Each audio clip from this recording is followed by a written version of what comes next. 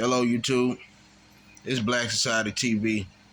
I'm back at y'all with a story. It's kind of disturbing, and it definitely would put everybody on alert. It's out of Oklahoma City. A 19-year-old white male from Tennessee. His name is Jackson Jones. He was 19, and police arrested him. Well, it was the sheriff department and the police. Well, actually, the sheriff department is the ones who arrested him because the police, Oklahoma police, didn't want to arrest him, and I'm going to tell you why in this video. I'm going to ask you to like, comment, share, and subscribe, and support the channel if you want to. So, Jackson Jones, when they caught up to him, he was at a little smoke shop, a little convenience store, and he was sitting there, and he had liquor. He had like 6 little bottles of that little liquor or something in the car. 2 of them were gone. So they kind of speculated that he was drinking. Now get this: Jackson Jones had on full police gear. He had on full police gear. Okay, had sheriff on, had the little police flag and everything. Had a tactical vest on, Teflon vest on. Had the tactical belt on. Had knives on him. He didn't have a gun though, but had knives on him. He had taser. He had almost everything he needed to be a police officer. He had it on. And the thing about it is, he was not a police officer. Not a police officer. Okay. So, as the sheriff, because there was a sheriff there and there was a police officer. Both of them were white. Okay. And the sheriff, now, the sheriff is the one who really was like drilling him, asking him questions, trying to see what's going on. Now they had reports of there was someone impersonating a police officer, stopping people and things like that in his car, cutting on the lights and everything. He had a looked like it was one of those older Mercuries. And he was riding around doing that. And he's from Tennessee. So as the sheriff talking to him, he like, man, what's going on? He's like, well, I don't want to start no trouble. I don't want to start. He just kept saying that. And so the sheriff's like, well, why do you have liquor in the car? He's like, it's my girlfriend's. So the sheriff's like, your girlfriend's? Well, hey, if it's in the car, it's an open container, you're going to be charged with it. And so he just kept saying this is girlfriend's. The police officer and the sheriff was like, well, man, I just told you that doesn't matter. So, and I'm surprised at this time he still hadn't been pulled out of the car, even though they had reports. He had liquor in the car. He still wasn't pulled out of the car. They're still asking him questions. That's that privilege. So he said, yeah, well, he said that he worked in a jail or something like that. And so the sheriff was like, well, you worked in, why would you be traveling from Tennessee to Oklahoma with this full tactical gear on? Why would you be doing that? Oh, well, I'm just, I'm coming up here to apply for a police job. And the sheriff like, apply for a police job?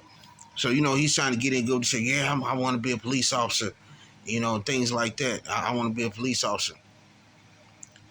I'm telling you, these are the type of people that's on the streets. They're so eager to be police officers, to harass people and mess with people and all of this type of stuff. That's why I need to be a strategic, like a extensive exam done on these people that are becoming police officers. It need to be. So the sheriff like, well, man, it's just, come on, man, like, why do you have this on? He said, you have the sheriff patch on and everything. He said, man, I just want you to take that sheriff patch off because you're not a commissioned police officer. You can't have that on. So he have a sheriff patch on and everything, running around stopping people. To their knowledge, they don't really know if it's true or not yet. So uh, the police officer walk up. Now, there's a difference in him. Okay, total difference. He's sticking to the privilege. He's definitely sticking to the privilege. So the sheriff is like trying to he kind of trying to find out, hey, what's going on? Something's fishy.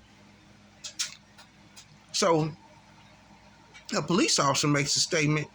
He says, "Well, man, I don't want to ruin this kid's life." That be the thing. See, he don't want to arrest his own because he don't want to ruin his life. He don't want him to have anything on his record. You see what I'm saying? The point is to get everybody else to have something on their record. For one, so you can't own a gun. Number two, so your rights will be taken away. You see what I'm saying? That's the goal. That is the goal. But the sheriff, he still was trying to like say, hey man, something fishy, man, we're gonna do something about it. Then the sheriff, and this is where I feel like, he kind of was using a little privilege too, because he asked Jackson Jones to get out the car and go to his he asked him to take off all his tactical stuff and everything. First of all, he had on everything. He had 2 handcuffs, everything, ready to do some dirty work. He told him go to his truck. He didn't handcuff him at all. Let him walk graciously over there with his phone in his hand. And when he got him to the top, to his truck, he finally told him, well, you can't have your phone, whatever. He was asking who he's talking to. So then